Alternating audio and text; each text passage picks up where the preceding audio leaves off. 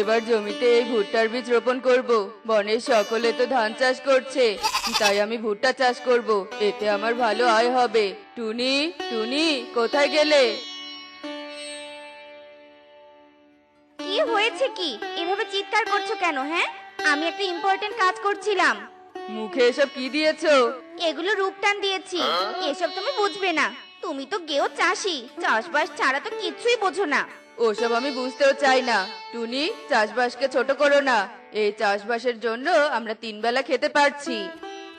কি যে খেতে পারছি কিছুই জানি না। এই তো প্রতিদিন ডাল ভাত খাচ্ছি, মাসে একদিন মাছ মাংস আনো। এর নাম কি ভালোভাবে থাকা? এভাবে কেন বলছো টুনি?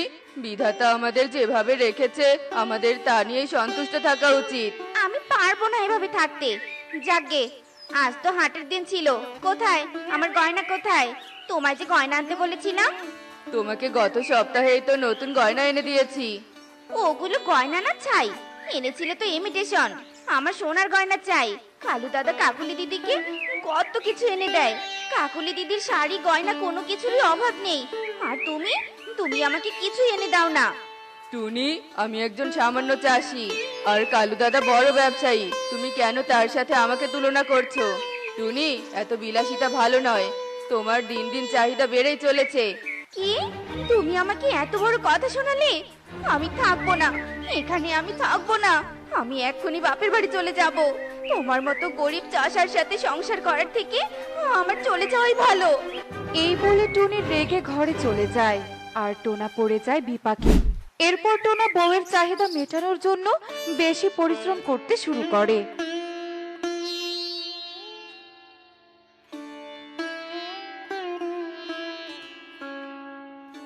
আরে টোনা, একা হাতে আর কত কাজ করবি?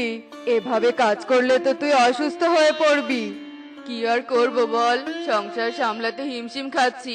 তার উপর বউয়ের অতিরিক্ত চাহিদা, তাই তো বেশি পরিশ্রম করতে হচ্ছে। তা এবার জমিতে কি চাষ করবি? শহর থেকে নতুন জাতের ভুট্টার বীজ এনেছি। জমিতে এবার নতুন জাতের ভুট্টা চাষ করব। সে তো খুব ভালো কথা। আচ্ছা রে, তুই কাজ কর, আমাকে আবার বাজারে যেতে হবে। টোনা দিনরাত পরিশ্রম করে তার জমিতে নতুন ভুট্টা চাষ করতে থাকে। আর এদিকে টুনি প্রতিদিন টোনাকে সোনার গহনার জন্য কথা শোনাতে থাকে। এভাবেই কেটে যায় বেশ কিছুদিন। এ কার সাথে যে আমার বিয়ে হয়েছে? গরিব চাষি একটা, থাকার ঘরটা পর্যন্ত ভাঙা, পুরো ঘরে জল পড়ে। টুনি, এবার জমিতে ভালো নতুন ভুট্টার ফলন হয়েছে। তুমি চিন্তা করো না টুনি, ভুট্টা বিক্রি করে নতুন ঘর তৈরি করে দিব। সে দিও। আর মনে আছে তো, আমার কিন্তু এবার সোনার গয়না চাই চাই। যদি তুমি গয়না দিতে না পারো, তবে আমি আর তোমার সংসার করবো না, এই বলে দিলাম। আচ্ছা ঠিক আছে, এবার ভুট্টা বিক্রি করে তোমায় গয়না বানিয়ে দিব। রাতে প্রচন্ড বৃষ্টি হয়। এত বৃষ্টির মধ্যে টোনা বালতি হাতে দাঁড়িয়ে থাকে, আর টুনি নাক ডেকে ঘুমায়, যেন তার সংসারের জন্য কোনো চিন্তাই নেই। এভাবে রাত কেটে ভোর হয়ে যায়।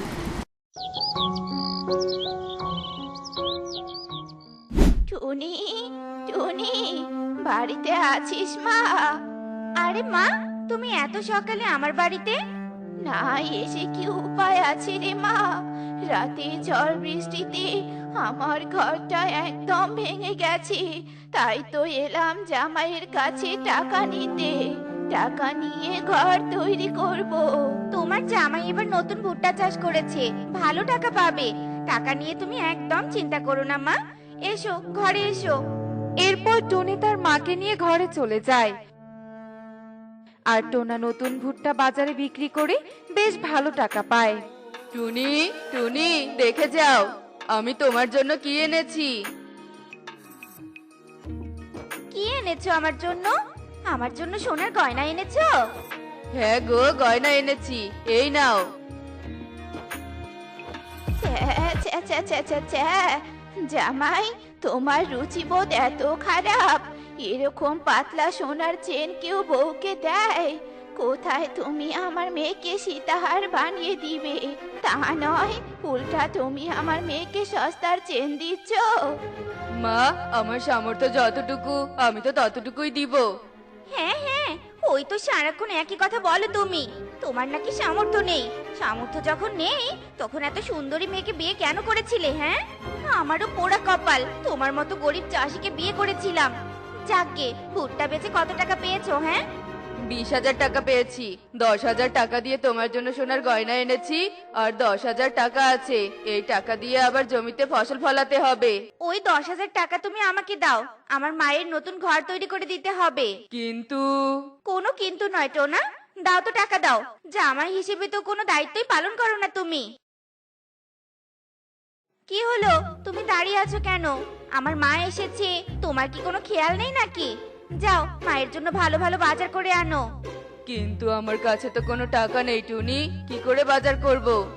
সে আমি কি জানি, বাজার করে বাড়ি ফিরবে, নয়তো আমি মাকে নিয়ে বাপের বাড়ি চলে যাব, এই বলে দিলাম। মা, চলো তো চলো, ঘরে চলো।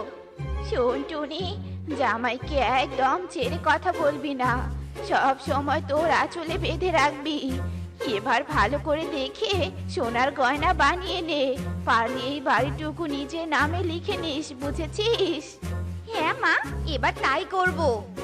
এই তো আমার লক্ষ্মী মেয়ে। মিনু সব সময় তার মেয়ে টুনিকে কুবুদ্ধি দিতে থাকে।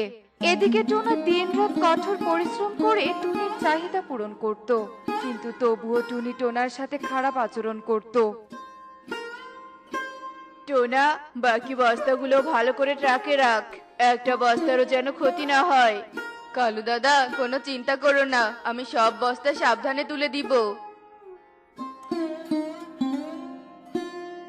আরে টোনা, তুই এখানে দিনমজুরের কাজ করছিস যে? তোর জমিতে কি চাষ করিস না নাকি? জমিতেও চাষ করি রে, কিন্তু তা দিয়ে সংসার চলে না, তাই তো দিনমজুরেরও কাজ করছি। আমার বউ আর 5টা বউয়ের মতো নয় রে, তার শুধু লোভ আর চাহিদা, সব সময় শুধু এটা চাই ওটা চাই। তার উপর এসে জুটেছে আমার শাশুড়ি, সব সময় টুনিকে শুধু কুবুদ্ধি দেয়। এ তো বড়ই কঠিন সমস্যা। শোন, আমার মাথায় একটা বুদ্ধি এসেছে, শোন তবে। এরপর তোতা টোনাকে কানে কানে বুদ্ধি শিখিয়ে দেয়।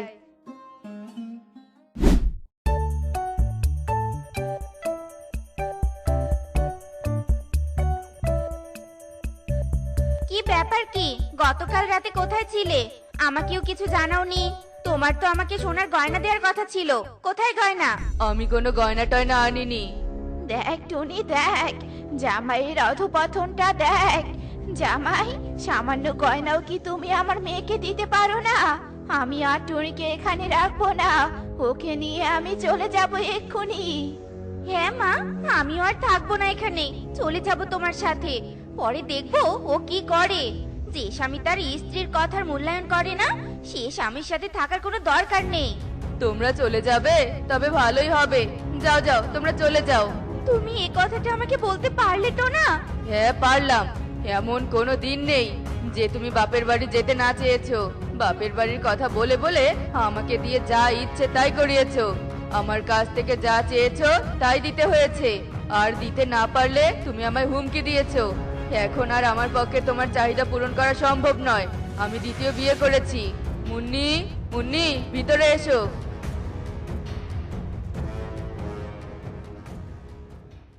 এ তুমি কি করেছো বাবা? তুমি আমার মেয়ের জীবনটা নষ্ট করলে।